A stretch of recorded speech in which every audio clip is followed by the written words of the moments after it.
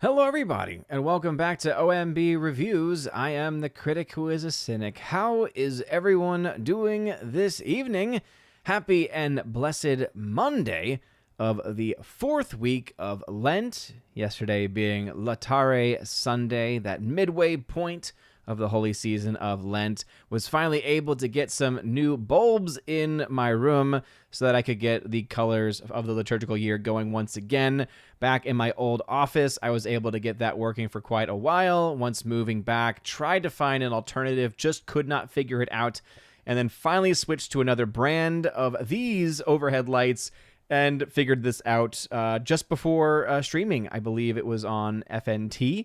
That I finally got that figured out, and so glad to have it rocking the purple for the holy season of Lent. We are starting a little bit earlier today, and this is episode 548 of the Welcome to Asgard podcast. So welcome everybody for this great episode where we're going to talk about a lot of box office stuff, a lot of numbers, a lot of data, maybe give a movie review or two in as well.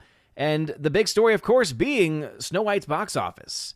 The fall, and there never really was a rise, and so really just the complete and utter catastrophe that was the box office of this live-action adaptation of Disney's Snow White. And it just seems that the more and more time that goes by, the more bad things look, the worse things seem to look for the movie. We're also just hanging out. You all know I always say that there's a plan. There's always stuff in the titles of the videos, and I always try to do the very best that I can to keep those things up to date and try to make ourselves stay on that line. But it never really goes that way because I let you guys in the chat really drive the show in many ways, trying to stay on as on topic as we possibly can, of course.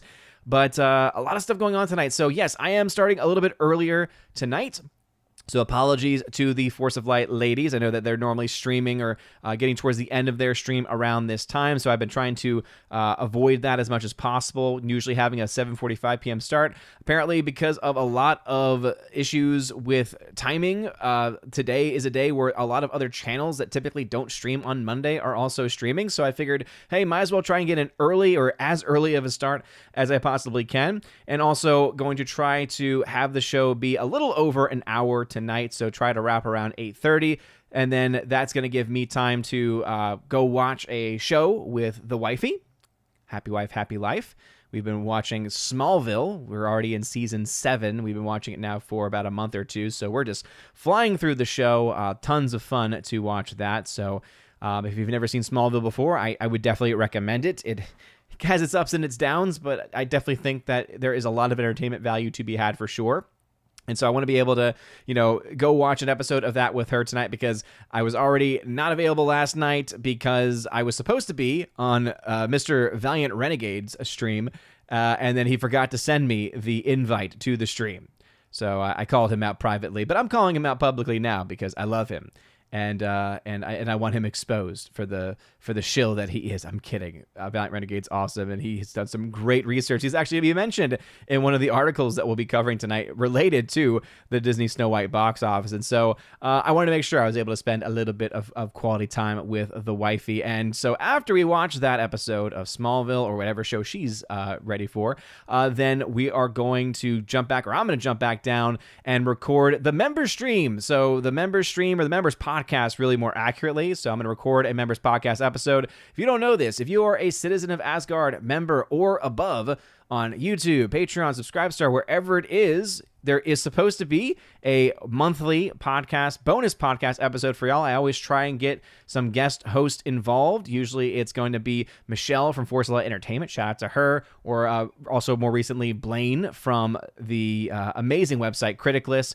They've been kind of my go-tos. And I figured that I would try, and because it's the 31st, it's the end of the month, and I don't really want to have to stress them with last minute plans to try and just go solo, to record a solo episode. I did extend an invite. If you are a part of the Chosen of Valhalla, check out that Chosen of Valhalla channel on Discord. I put a message about possibly if anyone is in the Chosen of Valhalla interested in co-hosting that. That's going to be after that, so probably around 9:15, 9:20-ish p.m. Eastern time, and get that recorded so that way I can get that out to y'all for the month of March. And again, apologies again for it being last minute. Apologies for it seeming a bit rushed. But again, the school year, I know that y'all understand this because y'all are all just phenomenal people and the best chat in the world, the best community in the world. All of your love and support, it always really does mean quite a lot to me, and I hope that I'm able to bring at least some entertainment, at least some joy to your life, and the fact that y'all keep coming back at the same time.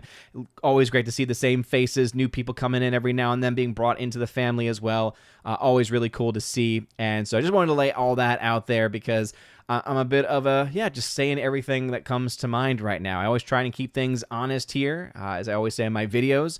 It keeps me honest, and that is the policy that I always try to stick with. So again, thank y'all for being here. Please make sure though that you smash that like button on YouTube. Make sure you light up that fire button over on Odyssey and smash the rumble button as well.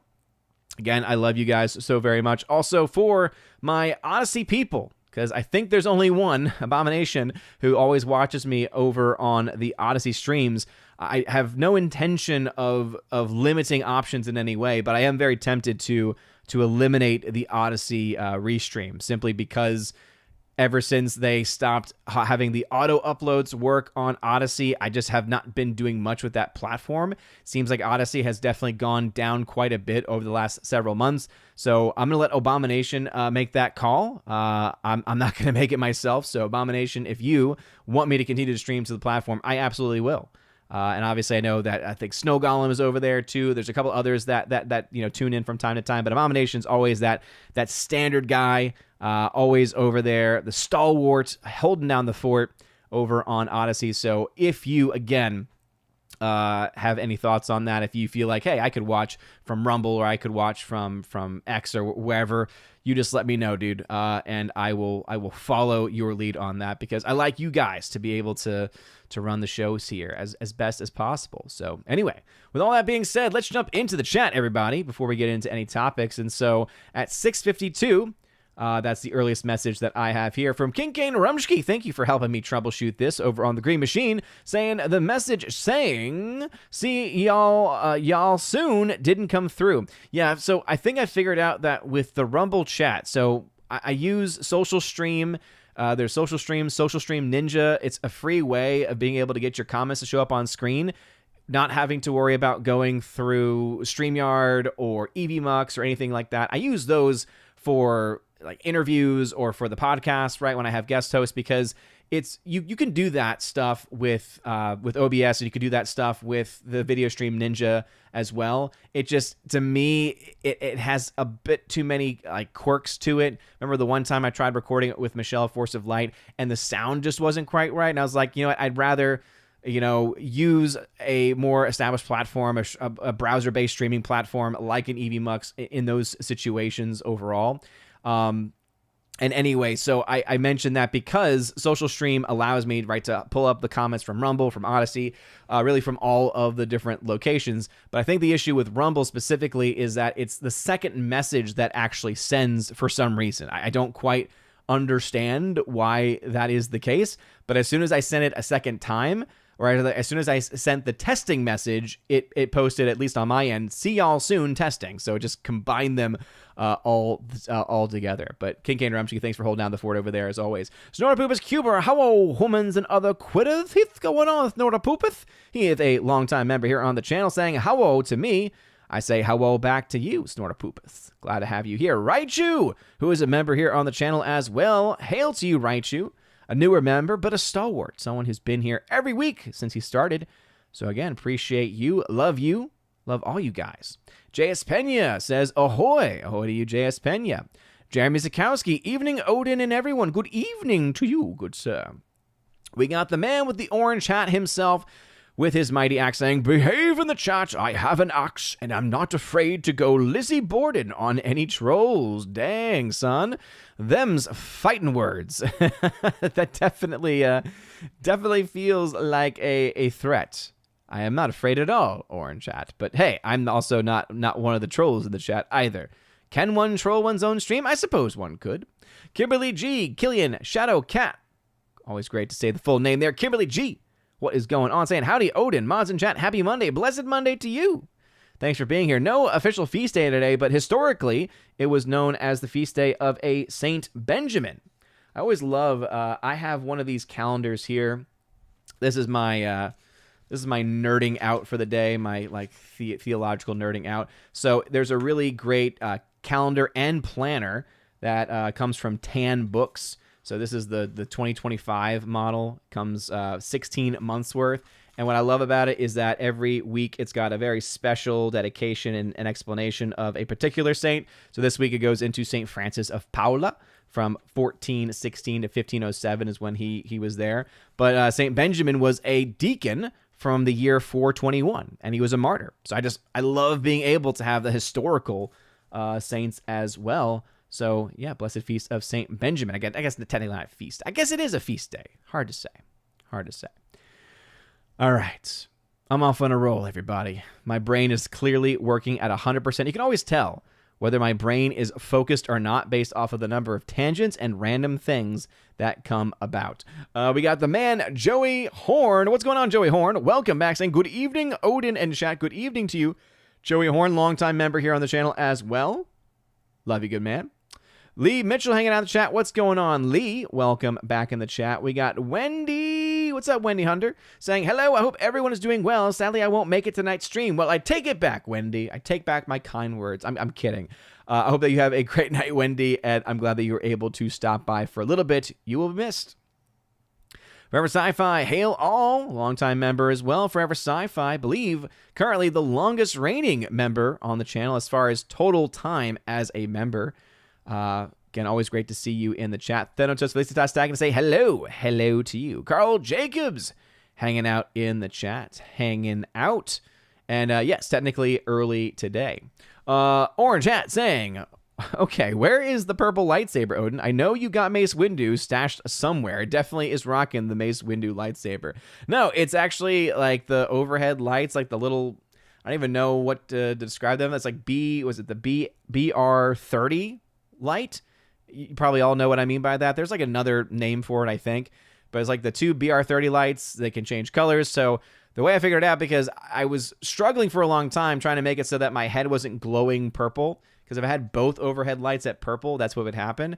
But I figured if I have the back light on purple and then this light on as white, just, you know, at a lower setting, hey, my background ends up being purple and I am as white as the Irishman that I am, for lack of a better expression. Forever Sci-Fi, is that Grimace sitting behind Odin? It's not Grimace. You leave Grimace out of this. Kimberly G, purple lighting is the topic tonight. It seems to be. It seems to be everyone's a focus. That is for sure. Also, we got a $5 super chat from Raichu. What's up, Raichu? Thank you for that $5 super chat saying, pizza fun. I appreciate it, man. Always got to fund those pizzas. After a while, pizza every Friday night for Friday Night Tights. It adds up. So that $5 is very much appreciated, good sir. Let's see. The man with the orange hat tag to say, as a huge Smallville fan, I tip my orange hat to you. The show is so great. Michael Rosenbaum and Tom Welling discuss the episodes every Wednesday. The Talkville podcast. Yes, I know of Talkville, man. And I really wish I could watch all of those episodes because I do like the dynamic that they have with each other. They had great chemistry on the show, right? With that, you know, being the good guy and the bad guy, right? The friends turned into bitter enemies. I thought that they handled it very, very well. And it's very clearly still present when you watch any clips from the show, right? Any clips from the Talkville podcast. And so I've been wanting to watch it. I actually was like, hey, honey, because I'm watching it with my wife, maybe we could watch that together too. It's just not her style. She likes podcasts, but she likes very particular kinds of podcasts. You know how the ladies are out there. They're like, I want this type of podcast. I like this one. I don't like the the Nerd Talk one for some reason. But it is what it is. Yeah, Michael Rosenbaum's phenomenal in the show. He's the most underrated actor, I think, in the entirety of the show. Like, that dude can give it. That dude is so talented. So much more talented than what anyone could have ever, I think, kind of expected just from a show like Smallville. Like, you think about the origins of the show, and you think about the network that it appeared on, and all the other shows surrounding it, you think, like, how did this show get to be as good as it is? And yeah, went on for, 10 seasons. So I've already seen the entirety of the show, and so I enjoyed it. I thought it definitely, towards the end starts to go off a bit. I enjoy the beginning episodes, the Monster of the Week type episodes.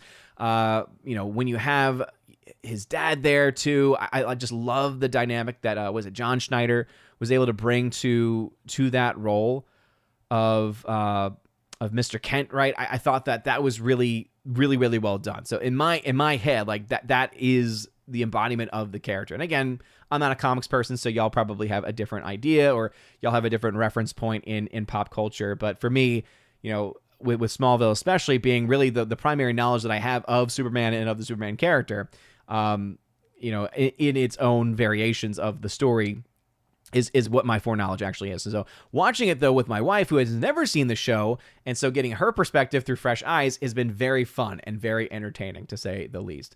Her reactions to some of the things that happens is pretty great. And yes, it's so funny because when we first started the show, Orange Chat, I told her, I'm like, hey, I'm telling you right now, this is a phenomenal opening song, and it's going to get stuck in your head, and you're going to start singing it. And after the first episode or two, she was like, I don't really like it. Because we've actually been on this thing where there are certain shows we watch where it's like, man, the theme song's what makes it. The theme song is a banger. I think the most notable one for sure is, if you've ever watched Veronica Mars, the theme opening song to that show is just so good. A long time ago, we used to be friends, but I haven't thought of you lately at all. Come on now, sugar. Bring it on, yeah. So good. Much better than whatever I could ever, sing and bring to it. But I was telling her, like, don't sleep on this one. She wasn't into it at first, but sure enough, by the end of the first season, it was just like every time I would watch, I would look over, and there she is going, somebody save me. So good. Our favorite part, though, has to be when they bring the actual artist who wrote the theme song into the show. Don't you always love when shows do that? And you have him sing the song, right? Somebody Save Me. And he's got no emotion on his face. It's like, okay, clearly you're just lip syncing this, but also it makes to ask the question of, is this how your concerts were? Are your concerts like you're just singing the song, you're just like stone faced, like Somebody Save Me? It was very very, very interesting to see. But it's been really fun to get to watch it again through kind of fresh eyes. Getting to watch it again after the abomination that was the entire Snyderverse attempt at Superman, and also in anticipation of the upcoming James Gunn rendition of Superman. It's gonna be really cool to have these different ideas, different takes on the character in my mind, and also watching it with the wife is always fun too. I am JMS. Welcome back. CMC Advance, thank you very much for being here. Geek True 64, shout out to Geek True 64, bro. I've been listening to Film Threat stuff like the Friday show especially.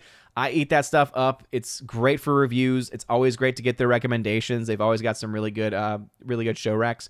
And I know that you're an active member over there. I always love hearing their shout outs to Geek True 64 because I'm just like, yes, please shout him out more. Geek True 64, phenomenal channel, especially for physical media people. If you enjoy collecting physical media or just talking about physical media, he is your guy. Now, I will say this, Geek True 64, I think that you might need to have a little bit of a change for one video, okay? And maybe you've gotten this before, and you may have even done a variation of this before, but you need to have the full Blu-ray collection update video, right? Where you're going through, here are all the Blu-rays that I own, a la a John Flickinger Blu-ray collection video, a Chris Stuckman, right? You know how you have those YouTubers where they have those collection videos? Like, those used to be like what I'd fall asleep to sometimes because it was always just so fun and almost like therapeutic to hear the talk of movies and the thoughts about them. Anyway, you may have already done one like that. But I think putting that on your radar, okay? Anyway, Gary Banjo Sandwich Worthington, the man with the banjo sandwich, saying Odyssey has died now with no auto post. Yeah, with the no auto post thing, that to me, it was already very slow because essentially the one person that watches me over there is Abomination, who is, again, a stalwart, and so that's why I have no problem. If there's just one guy watching, it's like, hey, no problem. The issue is that now that I can't auto upload, I have to basically pick and choose. Okay, do I now manually upload every video to YouTube, to X, to Rumble, etc., or do I, kind of pick my battles there? And to me, especially with the upload process not being all that great on Odyssey anyway, the auto upload was an easy go, and it was, hey, it lasted longer than Rumble's auto upload had lasted as well. So I really, it was really sad that happened because I like supporting them, but I know that they were going towards the crypto route for a long time, and then the crypto stuff kind of fell through. The value was going up, and then the value was going down. It's like, so I got all this like crypto on the library token, and it's just, there's really not much you can do with it these days. It's kind of sad. Anyway, Cthulhu saying here, hope you are well and enjoying the spring weather. I like winter. I like it cold. And the reason why, especially in a school setting, is because I work at a place, it's like an old building. It's an old system.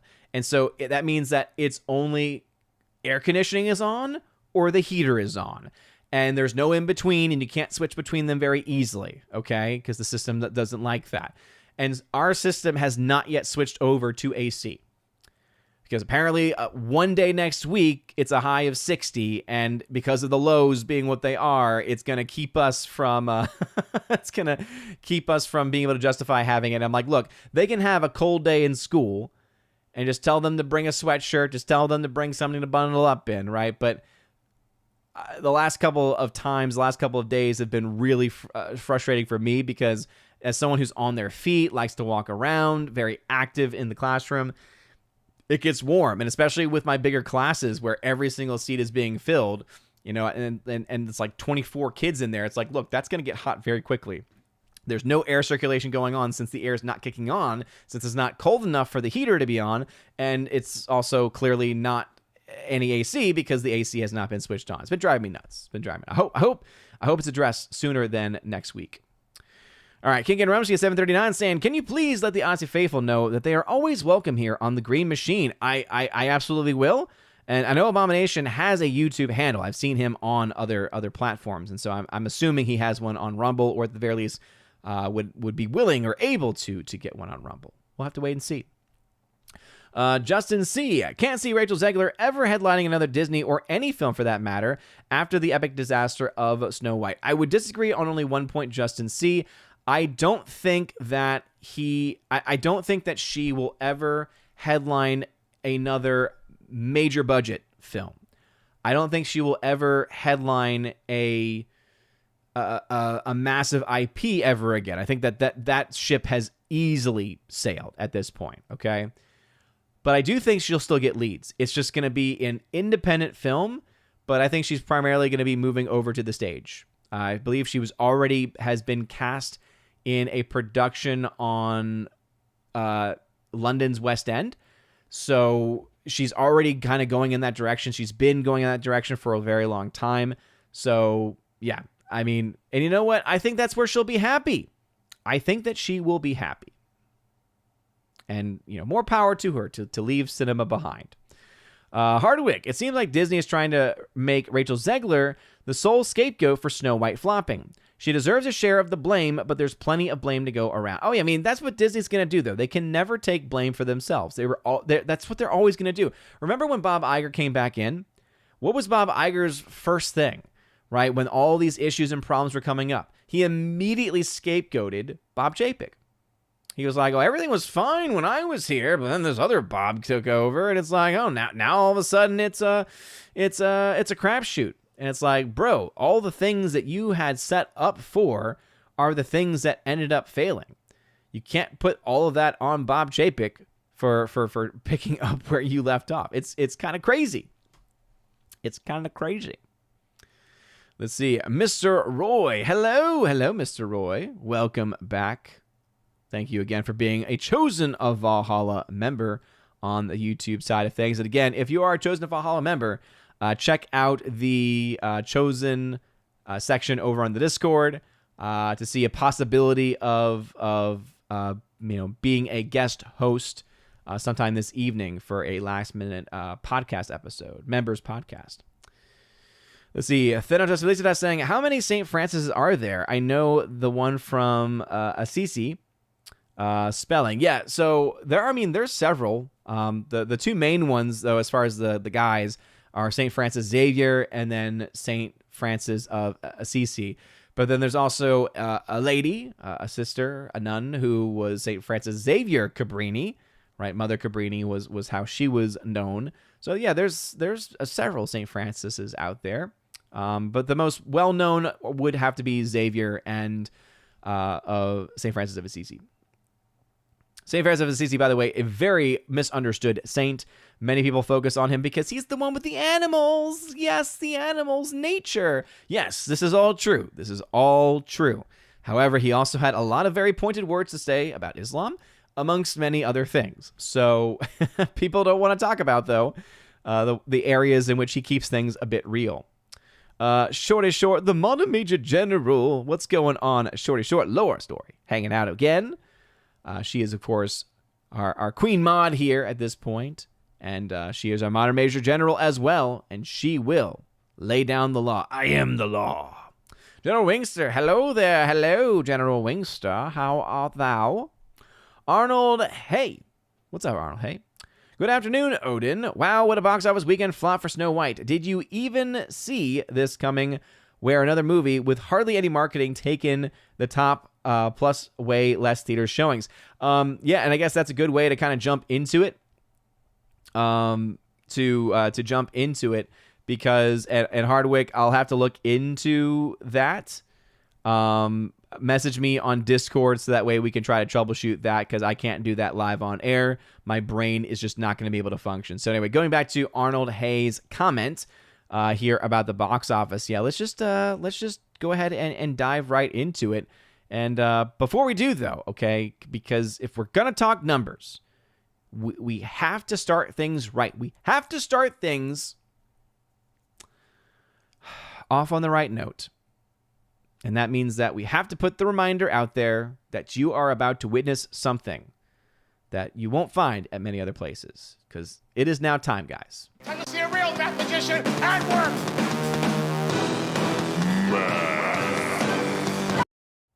That is right, everybody. It is time to see a real mathematician at work with some math. All right, so thank you all again for being here. Let me go ahead and see if I can get my chat all spruced up and ready to go. And there it is right there. Perfect. Okay, now that has been caught up, let's go ahead and dive over to our charts, because we love charts here on OMB Reviews. And so some fun facts. So first, yeah, that's right, Snow White, if you've been following the charts, you will see this actually is lower than what the initial estimates for the week 2 numbers were. The film was actually closer to $143 million after 2 weeks. However, with the weekend adjustments, we have the actuals pretty early, I would say, for Disney to be giving us these actuals. The film actually made a little bit less. Going over here to the chart, remember, going into the weekend, right, the difference of separation between Working Man and Disney Snow White was about $1 million, and it is now about $1,200,000 separation between them. So still a 66% drop. No change there, at least in that regard, but not a good number, regardless of that. The fact that, yeah, Working Man, a movie with a roughly $40 million budget, again, nothing confirmed there, but based off of the fact it's from the same director as Beekeeper, it seems to have a very similar style and genre. Same actor with Jason Statham, you can imagine it probably had a pretty similar cost, and we might find that out down the line as things go on. Many other places are reporting this as being likely the budget. Again, we'll update that as soon as it becomes available to us and as soon as I'm able to actually see that.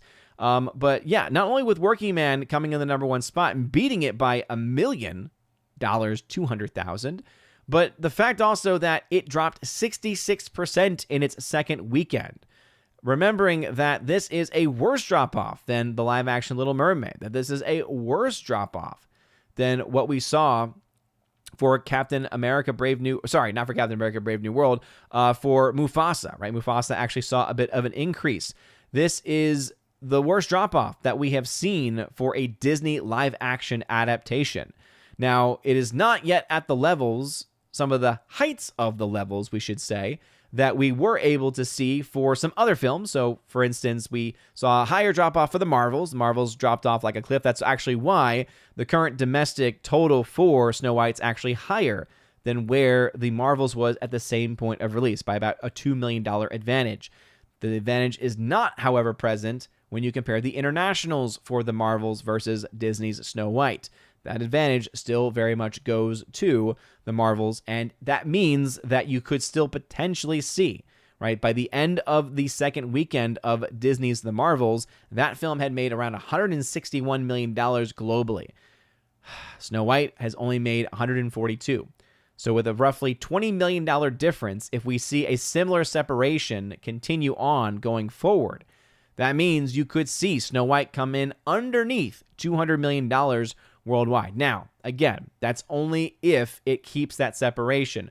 Based off of historical standards, though, right? Most films after the 2 weeks, they, in a good case scenario, best case scenario, will double their totals, right? So from $142 million going up to $285 million as a max projection on this movie, right? Basically, it doubles what its first 2 weeks were. Other films, however, their first 2 weeks are going to count for the vast majority, almost 3/4 of their entire box office in the first 2 weeks, and then 70%, right, is that minimum projection. And if that is the case, so if this has a below average run, then, or rather lower tier average run, because between 50 and 70% is the average, right? That is the actual range. It's kind of like a running tally, almost like a running range of possibilities there. So anything that is more than 70%, that means you made a lot more money in your opening and just made nothing down the line. Those would be below average performing movies. Whereas if you more than double your 2 weeks, all right, that's more than your average. That's higher than the average in general. So those, again, both ways could still happen. But based on the numbers that we're seeing, we're likely seeing a pretty average to below average run. Even the charting over on thenumbers.com, this is something that they actually do. So as you can see, $142 million, they have this chart here. Notice how it is consistently from the very beginning, from its very opening weekend, running below the standard line, right? So their standard line says, okay, based off of the opening weekend that this saw, right, $42 million, most films that have started that way over the last several years have usually by this point been about $70 million to as high as $92 million on average. So the fact that this film's instead at $66 million, it means it's below the average, okay? So that is below the average. And I think that if we pull this up, let's see, I don't think it's going to give me that. So there is a way you can dive into these numbers a bit more, and it actually gives you the data as far as like what this is actually trying to compare it to. And the last I remember seeing it is either the last 5 years or last 10 years. Regardless, the film is clearly performing domestically well beneath the average number. The issue or the question that needs to be asked and answered is about how much money is it going to lose, right? So it's going to make between, most likely, $200 and $240 million. Again, I think 200 to 250 sounds about right to me. I know there's some out there who are like, there's no way this is hitting 200 million. Again, you have a chance of that being the case. The issue is that it is performing better domestically than what you saw for the Marvels, okay? And so that has to be taken into account.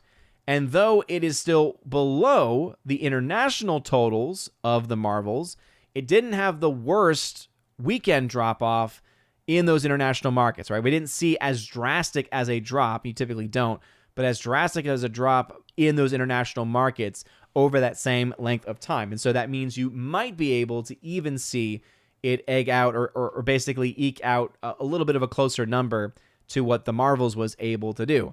And if you have a higher domestic and a close international, then guess what? That would be probably enough to put this film, Snow White, ahead. Would be enough to put this film and give this film the edge to have made more by the end of its run. That's why I think, again, $203 million as a minimum sounds about right. I wouldn't be surprised if it got $210, $215. Now, with all that being said, there is still a chance for it to do a lot worse than that. We'll know much more going into the third and the fourth weekend, okay? So that is what we are likely going to see. Okay, the big question, right, other than total box office, what it's going to make by the end of its run, though, is, okay, how much money is this film going to actually lose? Now, this is where the discussion gets a little bit more complicated, okay? Right now, the general idea, the general reporting is that there was a net spend, right, a net budgetary spend of around $270 million. This is what the mainstream media is running with. Of course, we've got our good friend Tony, good old Tony, over at Deadline. Now, according to his metrics, he says that they're going to lose only $115 million. I think that's very much on the low side of things, but he does also account for other things that, let's just say, some are legitimate while others just make me have to, laugh. Now, this goes on to talk about this. It's saying it's headed to an estimated loss of $115 million after all global home entertainment, TV, and Disney Plus ancillaries, according to distribution sources on Monday. So basically, after all of those alternate revenue streams come in for Disney, that's how they get to that $115 million. So we're not talking about the raw box office loss, right, of saying, hey, here's what you spent, here's what the marketing typically is, here's how much you actually made, here are your box office splits, okay, there's your positive, your net positive, your net negative. What he is saying is, okay, after our net negative is taken into account, now let's put in a bunch of extra additions for any deals that were made, any distribution deals that are inevitably made, VOD sales, etc. And so that's how he, again, is able to whittle that down to $115 million. But he's also, I think, working off of some bad metrics too. He goes on, though. Broken down, the global cum is based on a possible $100 million take of the domestic box office. That's abysmal, which is under the $115 million of 2019's Dumbo. By the way, he's not adjusting that $115 million for inflation either. So it's actually a lot higher than that. I think it's closer to $130-ish million. So that's quite a difference there. And then he goes on to say that that this film, Snow White, would have a $125 million overseas total. So again, we could see that as a possibility. Snow White ended its second weekend with only $14.2 million, off 66%, steeper than Dumbo and Maleficent, and also steeper than the last of the Disney princess movies, which would have been at this point The Little Mermaid, which had a stark drop, but not nearly as catastrophic as 66%. And then it goes on to say, and $36.3 million globally for a running worldwide cum of $143.1 million. Now remember, it opened to about $86 million worldwide, 86 to 88 million. So as you can see, though it hasn't added it a whole lot domestically, it did add a bit more in the international markets. All right, here's where it says, Snow White, per our forecast, will clear $295 million in revenues. And this is where it gets fun. From $101 million in global film rentals, $62 million in worldwide home entertainment, $130 million, here's the key, $130 million in streaming and TV revenues, and $2 million from merchandising. Note that when Disney Plus buys the title from itself for its streaming window, it's not a quick and easy calculation of 10% of the box office, as was the case back in the days of pay-one windows. Rather, it's a more Byzantine computation based on a myriad of factors, I've been told. Counter this with $410 million in feature expenses that are comprised of $270 million net production tag. So again, that is the number that most people are running with as far as the actual production, the net production cost. It says thanks to the starts and stops due to the strikes and a fire on the UK set. So kind of ignoring the reshoots and the other issues that have also been reported. He also says only $111 million on marketing. That's what the P&A stands for there. So only $111 million on marketing. I don't think that's the case. And $29 million in residuals and other expenses. So some extra expenses there. Okay. So they're saying the total cost for both the budget, the marketing, and anything else you can think of is around $410 million. Now, go back to the charting that I have, okay? Notice how he had to put a bunch of stuff in together. It seems like he was just kind of putting a bunch of random things to see if they stick.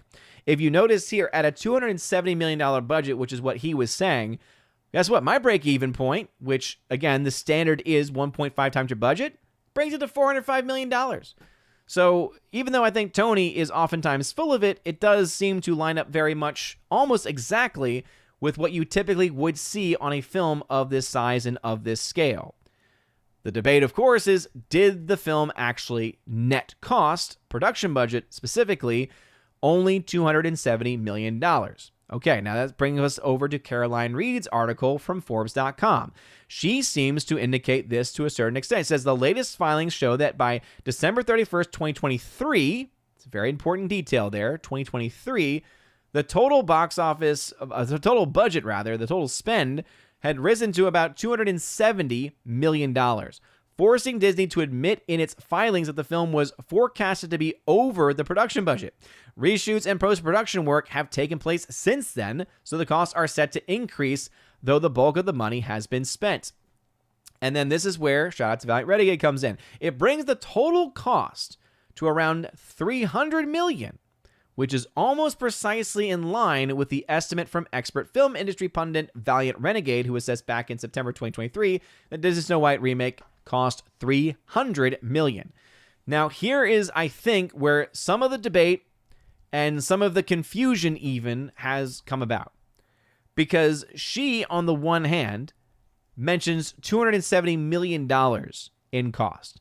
She then references $300 million in total cost. That seems to imply after-tax incentives, etc. It almost seems like this paragraph is out of place. This is where I need Valiant Renegade to maybe explain this a little bit more to me, because then she goes off and it seems she's working with older numbers. This is a article that was posted on the 29th, so this is not an old article by any means.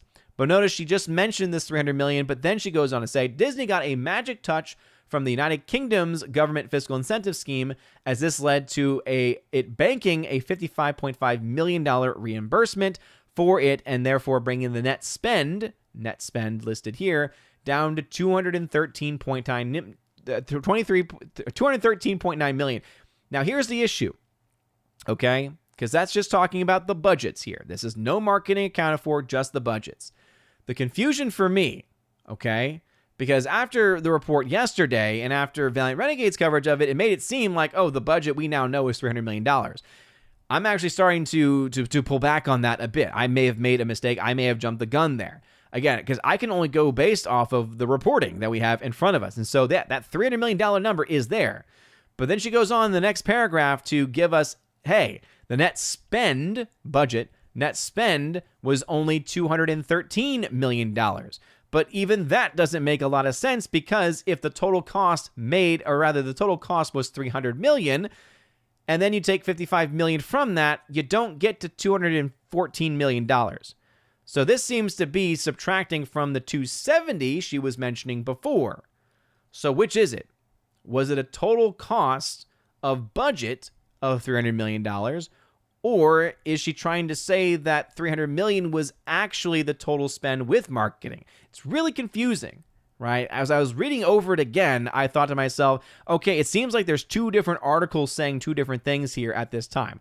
She goes on, $213 million does not include marketing costs, as they are spent by the studio rather than the production company. However, it also doesn't include revenue for merchandise, corporate alliances, etc. Goes on from there about how most of the time there's a 50-50 split between theaters and studios, and that's worldwide. So remember, it's about 55% of a cut from the domestic market. It's about a 40% cut from internationals. So you bring that together, and we're talking roughly 50-50 or so, if that's the metric you want to use. I like to use the 40% specifically for the internationals, and then the 55% for the domestic. But again, there's some debate there. Now, she says here, assuming an approximate 50-50 split means the Snow White film needs to gross at least $427.8 million for Disney to recover its cost at the box office. According to Box Office Mojo, it's reached so far $100 million globally, so Disney is still a long way. That was, again, before these latest numbers came out. So someone had asked me in the comments, like, oh, how is it that she's come up with this $427 million number? And so here's the thing, okay? It says here, right, it needs to gross at least this amount of money.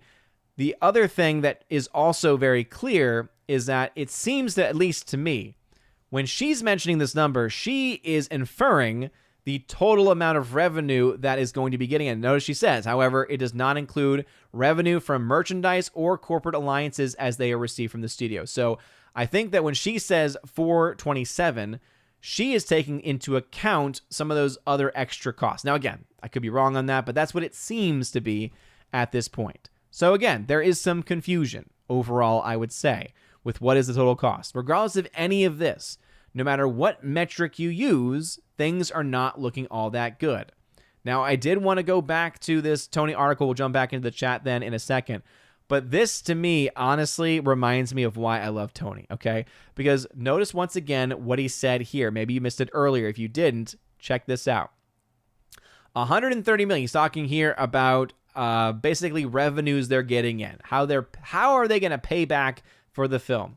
He gives credit, a positive number, to this. 130 million in streaming and TV revenues. And then says Disney buys the title from itself. It's not a 10% cut thing. It's rather using a more, as it says, a Byzantine computation based on a myriad of factors. I'm sorry. If Disney is buying from itself a movie that itself owns, how in the world are you going to argue that that is, one, any profit for them at all, since it's moving one pocket to a different pocket, and two, that you would even say that it's upwards of $130 million worth of value there. Now, TV revenues, right, if we're talking about it giving contracts to maybe more terrestrial television stations down the line. Okay, yeah, you can get some money from that. International markets as well, you could see those things happen. But Disney Plus, I'm sorry, you cannot say that them paying themselves is somehow going to help them. So even taking that away, though, that still leaves $245 million in losses, which still seems quite low to me.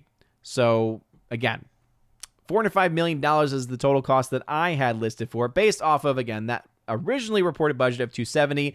That $300 million cost, it seems to be questionable, at least at this point.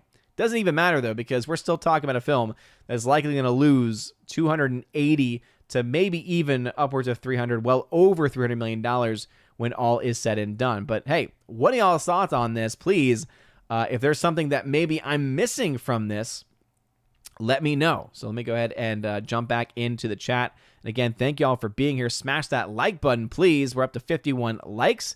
It helps out quite a bit with the algorithms here on the YouTube side of things. And you guys are great. Hardwick, I got your message. I will respond to you as soon, well, not as soon as the stream is over, but as soon as I can post stream, and we'll look into what happened. Jenna Wingster, who is a member, saying, you sit on this council, but we do not grant you the rank of Templar. How dare you, Jenna Wingster? I am a Templar Knight. You can't take that away from me. Caveat Ties saying, hey, what's up, Caveat Ties? Arnold, hey, you gotta make a new category for the Raven Awards to honor Snow White. To be the biggest flop for IMDb rating reviews, to even surprising everyone that it did even worse than expected. It's a bit too much there, but I appreciate the recommendation nonetheless. Joey Horn, save me. Great theme song. Darn right it is. Twisted Reality, what's up? Jenna Wingster, Odin, we all know when Clark asked if he should have let the kids die, the best John Kent said, maybe. Wow. Shorty Short saying, DuckTales, woo, has a surprisingly good theme song. I would absolutely agree. One of the best. Geek Drew 64 at 748 saying, Smallville really is a time capsule for early 2000 songs, particularly the fourth season, which leaned heavy into the music. Oh, yes, I totally agree. And it's one of the things that my wife and I loved too, right? That's why we love the early seasons, because how many times do you see Clark looking longfully from his loft, and then there's some nostalgic, romantic style song playing in the background, some alternative rock or whatever it is that you want to describe it as. It's amazing. Let's see, Hardwick. The music of Smallville didn't get good until the final episode when they brought in John Williams' Superman theme. I would disagree. I would say the theme song was phenomenal always. Yeah, the other stuff, it's your standard TV show sounds, I would say. JS Pena, what's up, brother? So, A Working Man beats Snow White 2025, but how is the film doing in general? A Working Man, I mean. It's doing okay. Yeah, well, I could do just a quick coverage of that. Worldwide, it made $30 million in its opening weekend. It had a budget of roughly 40. So you're talking about a modern break-even of somewhere between maybe 90 and $120 million. A good start at 90, a good start of it getting to 30 million, but it still has a ways to go. There's no guarantee that it's going to make its money back theatrically. Let's see. Snortapoopus saying, not Snortapoopus, Shorty Short saying, I watched episode 1 of Guy Ritchie's Mobland, and I can't believe it was so meh. Hopefully it gets better. Dang, that's on my homework for FNT. I'm going to have to try to watch that. I don't have time tonight with everything that I'm trying to do, but maybe tomorrow morning sometime. Heartbreak Ridge, thank you for being a member for 16 months at the Citizen of Asgard level. Appreciate you. Geek True 64 saying, thanks, I'm always surprised when Chris shouts me out. I don't know if I could go through my collection like John. It would be a 6-hour video. I did a 30-minute room tour closet. Closest I'll probably ever get. Oh, bro, no, you at least you need to do one of those videos, man. And then just be like, okay, how am I going to handle this? How long am I talking about each movie? Do I just go the quick route of like, blah, blah, blah, da, da, da, da, da. And for me, I think that the way John does it would drive me nuts too, because he actually took them out of the shelf. And it's like, no, I'm not reorganizing that. That's nonsense. But I have seen others. There used to be a great channel called Wasting Money 1, Wasting Money 2. Shout out if you know those channels. They had the best Black Friday coverage ever. And the friendships were great. They were funny. And then they just disappeared. And it made me so sad. And then I think they had one last return. And it was when Black Friday had already died the year before. And it was so sad to see that stop. But Wasting Money 1, Wasting Money 2 was good. But the way he did his Blu-ray collection, I thought was one way that maybe you could, right? Where it's basically going down the line, not taking them out, just kind of reading the spines. Just a food for thought. Let's see. Victor Fontaine, come fly with me. Come fly away. He says here, hail Kincaid Rumsky and all my fellow Rumble Ranters. Appreciate you being here. Carl Jacobs, tagged to say, 40 years ago, I was waiting for Lady Hawk to be released. A good movie, except Matthew Broderick was in it. Maybe we can get back to those days when they were good small movies. What's wrong with Matthew Broderick? I don't remember his performance too much in the film. I remember it was okay. I wasn't too crazy about Lady Hawk. It was one of the films that people on the channel made me watch from the 80s from one of our watch parties. It wasn't a bad movie. It just also was it was a bit too much for me. Short saying, they didn't install AC in my high school until my senior year. Unfortunately, my dad worked on the project, so he would randomly show up at my school. Oh, no. Leave me alone, Dad. Oh, man. Gigan Rumsky, let's see, talking about Victor Fontaine. Did you and Odin make up yet? Okay, yeah, so he says, I'm not sure, didn't know we were squabbling. Yeah, remember, because Victor Fontaine, you posted in 2 or 3 different places about that article that was not proven about money and how much was spent and how much people were getting. And I'm like, bro, that hasn't been verified. Wendy Hunter saying, just hopped on. Welcome back, Wendy Hunter. Welcome. Kagan Rumsky says, LOL, cool. Just saw you two squabbling over how much they spent on making Snow White. Think I have covered all of the stuff. Victor Fontaine saying, that wasn't arguing. That was comparing notes from different articles we saw online. I would say it was arguing, actually. I think that Kincaid Rumsky is picking up what I was laying down. I was debating. At least that's where I was coming from. All in good faith, of course. General Wingster, do the numbers, Odin. We did it. Kincaid Rumsky, will you be seeing a Working Man 2 if they make it? I really hope they don't. We don't need that. We don't need it. Wendy Hunter saying, math, absolutely. Culture Casino, what's up, Culture? What's up, you beautiful bearded man, you? Shout out to Culture Casino. He does great stuff. He says, go get him, Odin. I did. You keep going to get him too, bruh. Kickin' Rumsky, that's the stuff. It's time for another Rumble party. Woo, party. All the emotes going. Let's get it started, and ha. Culture is on his phone, so he can't really do much with it. Frank G. What's up, Frank G? 759. Do you think Disney will eventually make a Bambi live-action movie? And if so, do you think it will perform well?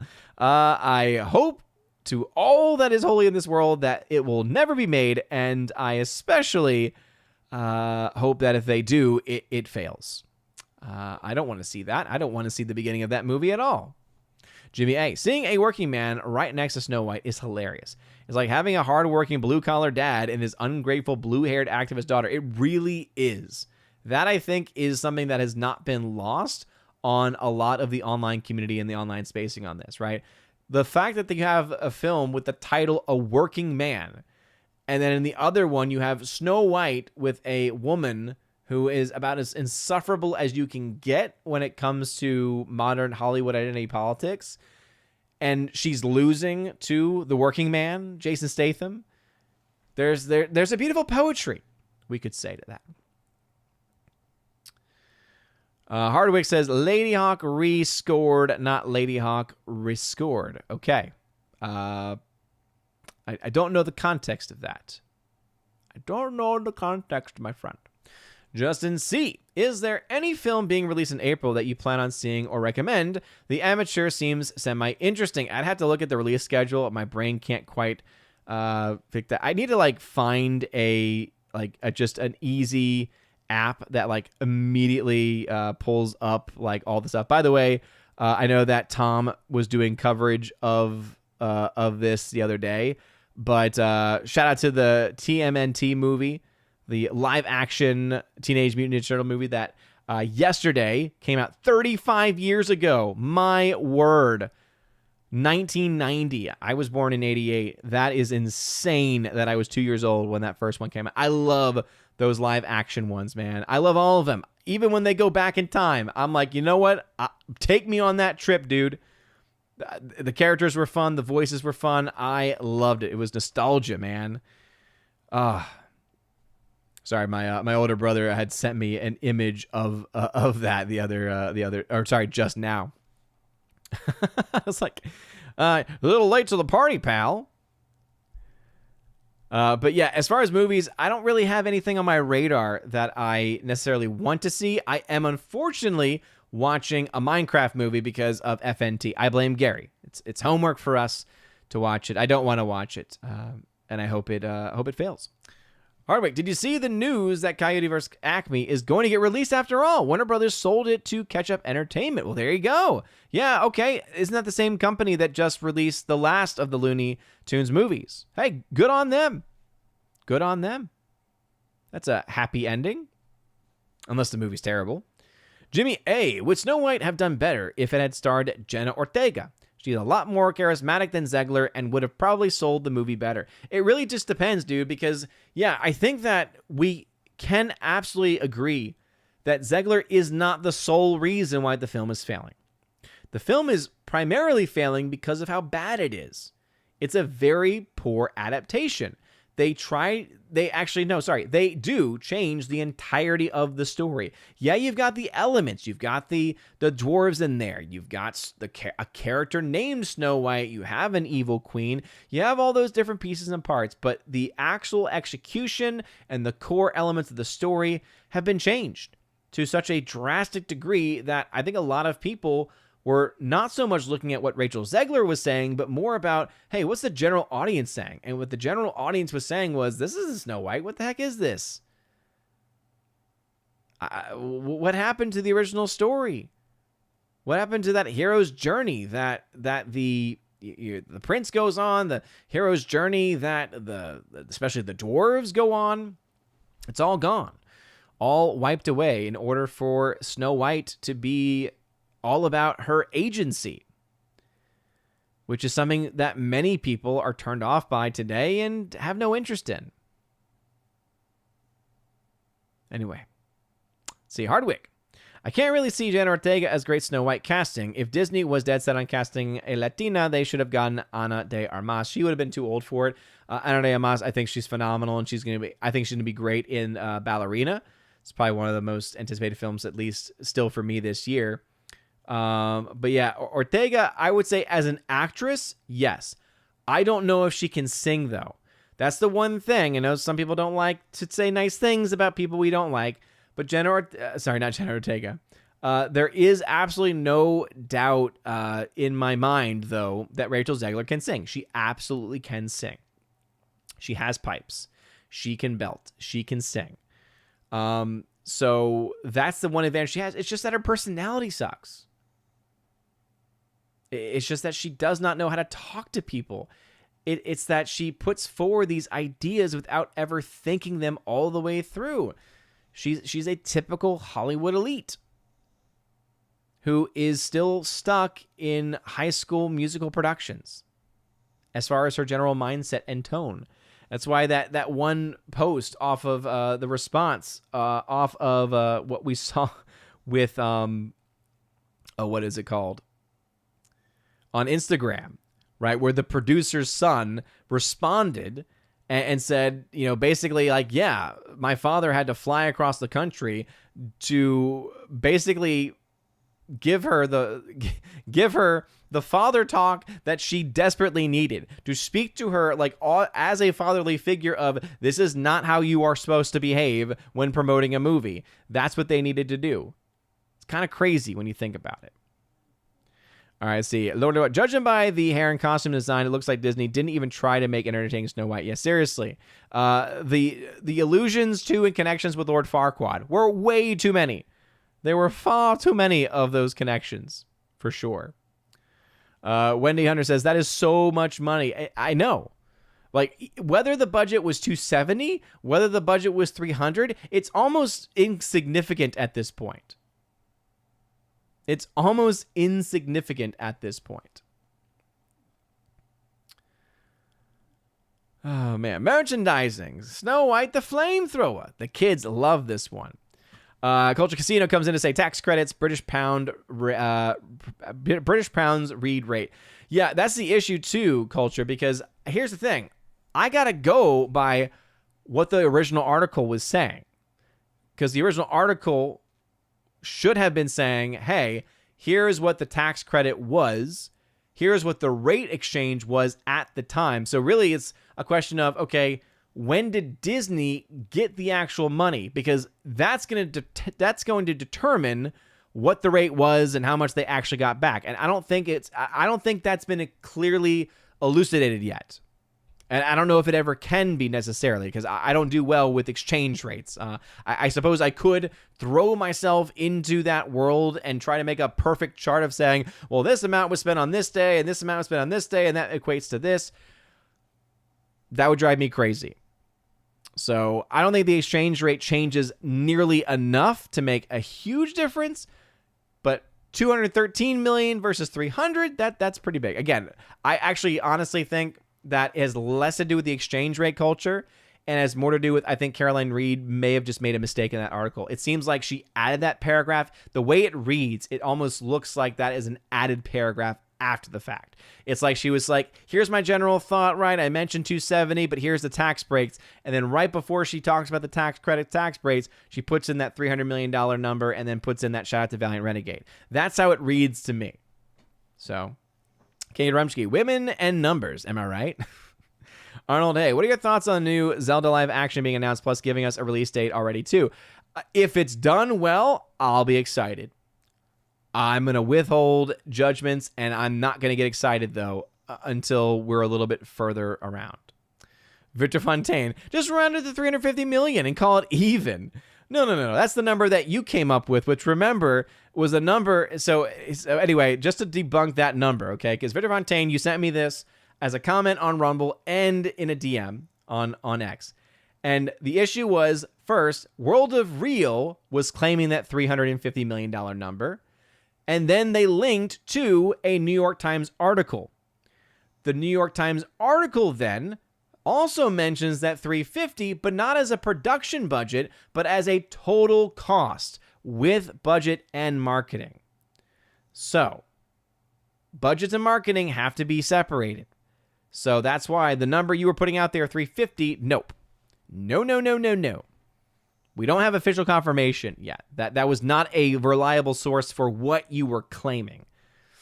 Arnold, hey, will you watch Minecraft? I have to for FNT. If so, will you review it? It will be on Critic List. And do you think it has a chance to make over 100 million opening weekend globally? Yes, I do think it has that chance. Different sources have different numbers. Yes, again, there are sometimes those differences, but in general, what we have first is we have the reports from the trades. Those are almost unanimously together because that's usually coming from someone inside Disney who wants a number out there that the trades will pick up on and run with, okay? The difference is that what Caroline Reed is dealing with is actual data, actual tax filings. Things where it's like, no, these are the actual numbers themselves. So your World of Real report is completely worthless, to be perfectly frank. Let's see, Guy or Gee saying here, I still see people on YouTube saying Brave New World made $400 million worldwide and it made profit. I'm not sure if he thinks the $180 million is the real budget. It's still a flop. Yeah, even if it cost only $180 million, it still lost money. It's because people don't remember about how box office tickets are split amongst the theaters and the studios and marketing costs, etc. They don't think things through. Arnold, hey, do you think the Minecraft movie has a chance of making $1 billion box office overall once the theatrical run is done? Personally, I don't. Now, I will say, this could end up being like a Mario situation. It could be a Super Mario Brothers situation. Because historically, for that film, there was no reason for that film on paper to have made $1 billion. Clearly, a lot of people who are huge fans of it, though, said, yes, it will. My doubts on Minecraft are anecdotal, okay? So until we have actual data and we have actual information, it's not going to be possible, at least for me, to have any confidence whatsoever in a projection on, okay, will it make $1 billion or not? My gut says it won't. My gut says it won't because the marketing has been terrible, and I have not seen any interest being shown, at least from my area of expertise, right? Having and being around in a teaching atmosphere, teenagers, the ones that would play Minecraft, none of them are talking about it. I'm not seeing any excitement from that demographic specifically. So, yeah.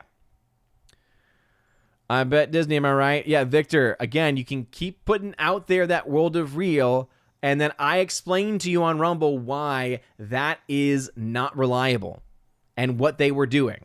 The fact that also, too, I had to hunt for. I had to hunt for the New York Times article. The one that they link in theirs goes to a very different story. Has nothing to do with Snow White. And then I explained to you, no, the $350 that the New York Times reports isn't the budget. It's what they say the total cost with marketing is. And then World of Real, for some reason, decided to run that in a different way. So, no, it's not just guessing. It's that they were wrong. They messed up. Geek264 saying, it is crazy to think Disney pays itself for the movie for a cost that it determines, then claims the value that it also determines. Also, as if the after theater value is determined by Disney. Yeah, isn't it amazing? Like, all right, we think this is worth $100 million. Okay, well, you go ahead and pay Bob over there $100 million. He's just down the hall in the other department. Hey, yeah, can I get a check for $100 million? Oh, yeah, you got it, bud. Hey, guess what, Bob Iger? We just made $100 million. Really? Where'd you get it from? Oh, from the guy down the hall. Oh, okay. That's great. Hey, we made $100 million. Monopoly money basically is what it is. All right, we're going to start to wrap things up. So please slow any questions down. That means that at this point, at 8:38, I don't want to see any more crazy questions, okay? Because I do want to try to do a quick review of A Working Man, but I do want to get to all of the comments if I can. Let's see. Michael Brigette saying, is there any physical media films that you're looking forward to pick up the next couple of weeks? Myself picking up a Complete Unknown 4K this week. I have just no interest in that movie. So I have no interest in that. The one I'm looking forward to the most, though, is Flow. Loved the film Flow. Great animated movie. I believe it's getting a Criterion release, and I've already pre-ordered the 4K. It's going to be a while, though, for that one to come out. That's the one I'm looking forward to. Shorty Short saying, as long as Paddy Considine is a main character, I'll keep watching Mobland. Love that guy. Ooh, okay. I forgot he was in that. Hardwick, there's great fan edit of Lady Hawk that replaces the cheesy synth score with Jerry. Yeah, you've mentioned that before, I believe. Shorty Short saying, that was so funny. I made a Lady Hawk reference you didn't understand, so I sent you the movie. Exactly. Yes. Shout out to Laura. She was the one that sent that and then got that whole thing started. Jenna Wingster, that wasn't arguing, that was yelling with style. Jimmy A, will you watch The Beekeeper 2? It's going to be a real movie. Has it been confirmed? If so, no. They need to stop. They need to stop. Let the one be successful and then just move on from there. King and Rumsky, it's gonna be turning into the Meg situation. King and Rumsky, I consider Culture Casino the Odin of Midnight's Edge WW Pro. What? Jason say that was literally me. Like Ryan Gosling, Jenna Wingster says. What? Goat 971. The sad thing is Zegler is generally talented as a singer. She really is. Here's hoping she loses the brain worms and the narcissism that radiates from every part of her being. Yeah, and unfortunately, that's not going to happen on Broadway. So even though her career with Hollywood is probably done as far as big projects, she will likely get a lot of attention on Broadway. And with the people on Broadway, she's just going to be in that service loop, right? Of basically where she will be consuming her own refuse when it comes to the information that she hears. Geek64 saying, reading on Film Threat that a working man beats Snow White could be read in a very problematic way. Oh, believe me, I had that in my mind as I was coming up with all of my titles for my article in Geeks and Gamers and the video too. I was being very careful with that. Guy, what are the numbers for Minecraft? The early indicator for Minecraft is not looking terrible.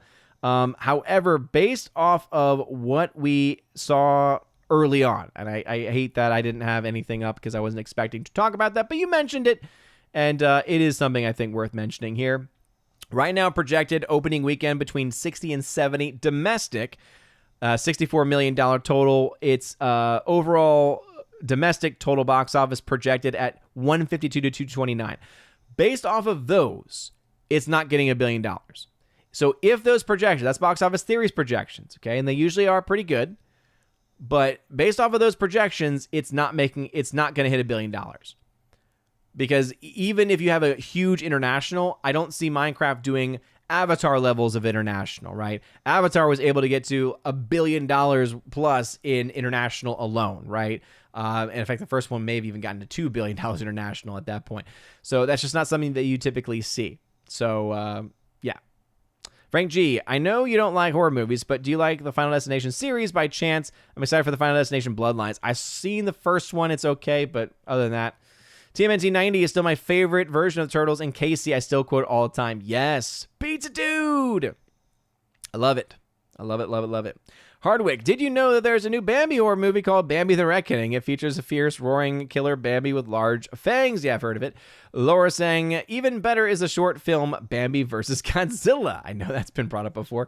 Michael Forget, this weekend in theaters is also Luckiest Man in America with Paul Walter Hauser, about a real-life story about a guy gaming the game show Press Your Luck. That should be a good one. Interesting. I do like that actor. Geek64 saying, there are some rumors that we will get a 4K release of the 1990 TMNT movie for the 35th anniversary. The best TMNT movie, in my opinion. Agreed. It is the best.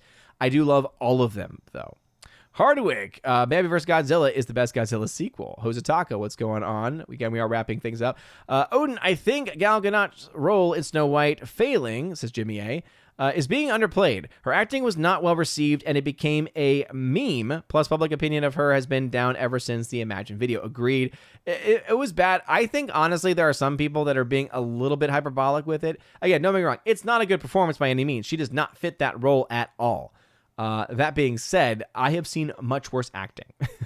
She was being Gal Gadot, and again, take that for what it is. She is not a talented method actor in any capacity, right? She does not have that genuine acting skill that you have in a lot of other of these actors. And yeah, it is being underplayed, but for good reason. I mean, the nonsense surrounding Rachel Zegler is more than enough. Video on it saying, no movies at the theater for me yet this year. Not sure if or when I'll be going. More money to be used for physical media. I think there's going to be films worth watching. Guy, you forgot Emma Watson could not sing for me. Oh, you're right, Guy. Yes, you are correct. Because that was also, too, one where people, at least in my sphere, musical theater background, thought she was perfect casting because she had the look. The look was there. She didn't have the voice, though. And you need the voice. Charles Akawagu. What's going on? I feel like it's been a while, Charles. What's up? Saying, do you see Disney pulling this from studios early like Marvel's, for which they stopped reporting the international numbers after a while? They'll probably hold off on this one a bit because it is a family film. Easter holiday is coming up in a couple of weeks. I would say they're going to wait for the Easter holiday, see if there's any sign of life from those family audiences. And once that happens, then they'll make the choice. Steven, good afternoon, buddy. Hey, you're late to the stream. We're wrapping things up. Glad to make it to your stream again. So I'm reading a Deadline article saying Snow White budget was only $180 million. Wow, what a lying article is. I don't know what article you're referring to. I've not seen a single article from them with Snow White specifically mentioning $180 million. Even Tony at Deadline had to admit $270 million budget. Hardwick, whether Rachel Zegler could sing not well or not, she was auto-tuned in both West Side Story and Snow White. And again, that is not on her. That is on the industry. So that's why the reason why I get kind of flustered by that is because she is not auto-tuned because she has to be. You can listen to her sing raw in many different locations, videos online. She can sing. That is something plaguing modern Disney. It's not just her. Every person that's ever been singing for Disney movies the last several years have all been auto-tuned in some way. Jimmy A. Now, even Sean Ono Lennon has thrown Rachel Zegler under the bus, as I think Zegler may even be more controversial than Brie Larson. I think she is, actually. I really do. It's especially because of the Palestine stuff, I will say. Kagan Remsky, I think we can all agree that Snow White would have been better if she was played by Sydney Sweeney, of course. Hardwick, I don't buy the narrative from the producer's son. He makes it sound like Zegler unilaterally brought politics into it. The movie itself was political in casting. Oh yeah, don't get me wrong. The movie objectively has so many problems with it, but she clearly exacerbated it and brought it well beyond anything in the film. South Eden Kaiju, hail Odin, hail to you. Hardwick, Disney was on board with Zegler's antics and may have egged her on until they started the damage control last few months. And honestly, I think it was her Palestine stuff. I think that became very much more contentious than they realized. John Wingster is a member. Zelda was a vast lore and history compared to Mario. I'm cautiously optimistic. Cthulhu, simping for Rachel doesn't look good for you. You're ignoring all the reshoots. I am not simping for her at all. I didn't say she was a good actress. The way I explained it in another video actually was that she acts for the stage, which does not work well with camera.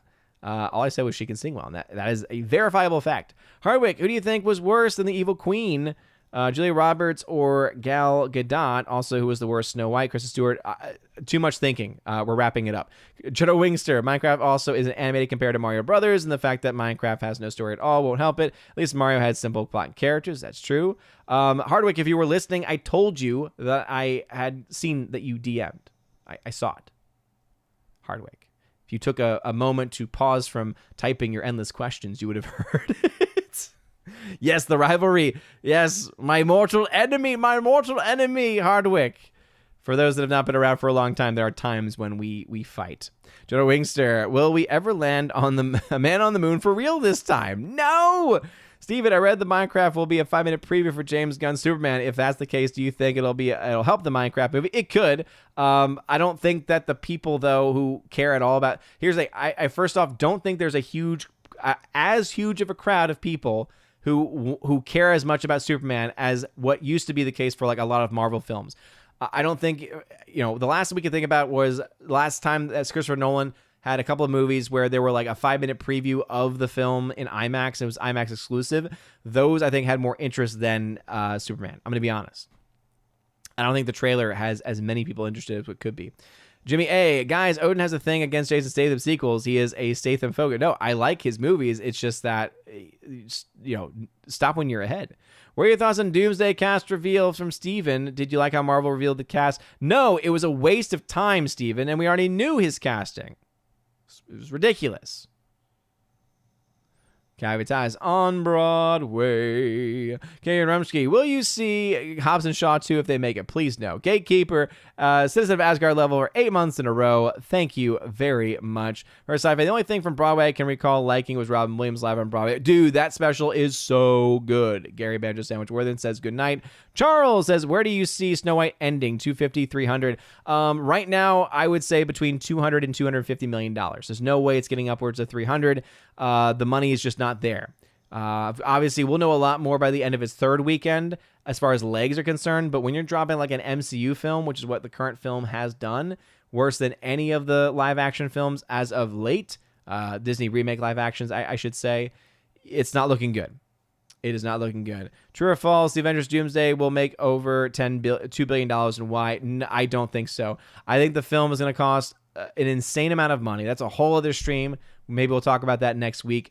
The cast alone and the fact that they're paying the Russo brothers $80 million for 2 movies, and then they're paying significantly more, is all we know. We don't have an actual number yet. Significantly more to Robert Downey Jr. for those films. That means at least, bare minimum, they're spending $160 million on both movies just for the director and one actor. So we're talking about it starting off. Probably, we imagine he's being paid at least $100 million, Robert Downey Jr., so $50 million per film. So $110 million starting off budget with 2 people, right? Or really 3, but with your directors and your main star, or one of your main stars. You add on to that everything else. Your actors are going to probably balloon the budget to $200 million before you filmed anything. It's going to be bad. I think it's going to be a bloodbath, personally. Steven, will there be a live stream on Monday after Easter? Most likely not. I'll be traveling back from New Orleans probably on that day. But if the things go well, timing-wise and everything, we might have one. So I will not announce that here and now at this point. All right. All I have time for is a very quick review because I'm so far over time tonight. Very quick review of Working Man. And actually it's perfect because I'm actually still working through it. I'm about an hour and 15 minutes into the film. So far though, I'm digging it. I'm giving it a rad score over on Critic List, about 6.5 out of 10, which is about where I put The Beekeeper. If you like The Beekeeper, you will like this movie. It features your typical Jason Statham action with your kind of, don't really care exactly about the sense of the overall plot itself. It does feature some fun action sequences though, some fun fights, and your typical Jason Statham stuff. And so if you like Jason Statham, you will like that movie. And that is my very, very quick, very truncated review. Hopefully I'll have time next weekend to get that taken care of. But anyway, I gotta go because I go see if my wife is willing to watch episode of Smallville, or we might be watching Golden Girls, because you never know. Golden Girls, great show, by the way. So underrated. But anyway, be on the lookout for a members podcast. Gonna record that tonight after watching whatever it is that we're able to watch, whatever we have time for at this point.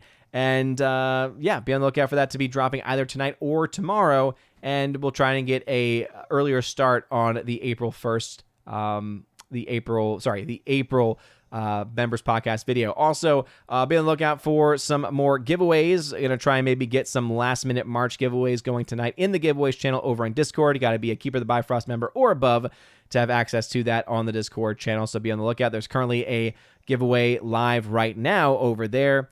Also I'll be picking a winner there probably sometime tonight or tomorrow morning, and a bunch of other giveaways I will be getting into as well. Anyway, all right, we did it, everybody. I gotta head out of here because I am tired, and I told my wife I'd be done a lot earlier than what I ended up being. Thank you for being a friend. Absolutely. Is there an Easter discount on t-shirts? I already have my t-shirts at the lowest price possible that I can. So no, I don't do those. Cthulhu, finally an April 1st praise stream for Meg 2. No! Have a great night. That's his caveat ties. Okay.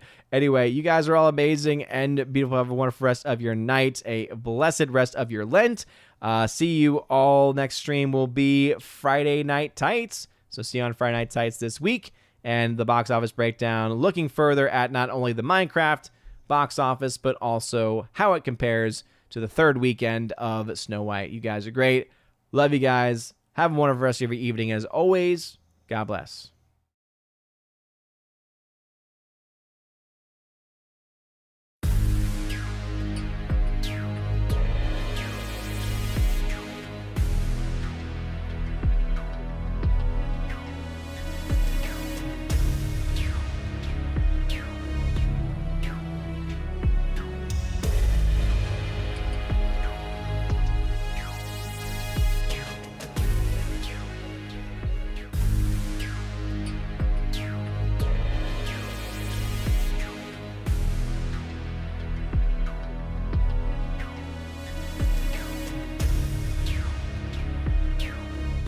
And now for a huge special shout out to all of my Chosen of Valhalla members, starting off first with my people on Patreon, Father Luca Illich and Miss Modern Muses. Check out her YouTube channel by the same name, Miss Modern Muses. Also to my Subscribe Star people, Matt317. Check out his Twitch channel by the same name, Matt317. And lastly to my YouTube member, Mr. Roy. Shout out to you, good sir. And if you want your name shouted out at the end of every live stream and video, check out the top link in the video description below where you get access to that. Also, you get access to a plethora of other things. You get your name listed at the end of every live stream and video, like you saw in those names that came up before this video started. And also access to a giveaways channel that I host over on the Discord server where I give away 4Ks, Steelbooks, Blu-rays, all kinds of stuff. So check that out if you're interested in that. Also, I have an exclusive podcast that I hold at least once a month, and it's always a good time, and you get extra bonus content with that also. So if any of that sounds interesting, again, check out that top link in the video description below. You guys are all amazing and beautiful people. Have a wonderful rest of your day, and as always, God bless.